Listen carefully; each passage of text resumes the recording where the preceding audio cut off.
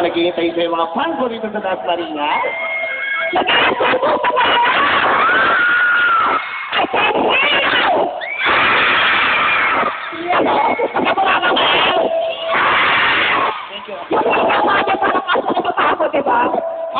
Pero siyempre bago ang lahat, pasalamatan mo rin. Invite ko rin lahat sila manood ng mga shows mo sa GMA. Kaya, siyempre, Party Pilipinas po ang linggo. Sino ba ba nanonood ng Party Pilipinas sa Pilipinas? Kaya, sasabi niyo po yung last episode ng Andres Pisoya. Mamaya. Pero, magkakaroon po kagaya ng bagong show. Ayan, anong show kami kasi kaya ba yan? Ano ba? Daldakina po. And sana papahan niyo po yung bago naming movie ni Emma.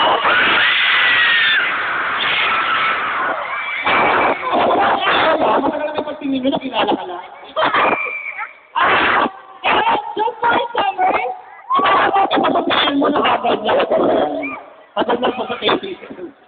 gusto na namin makikasaya mo mag-anon.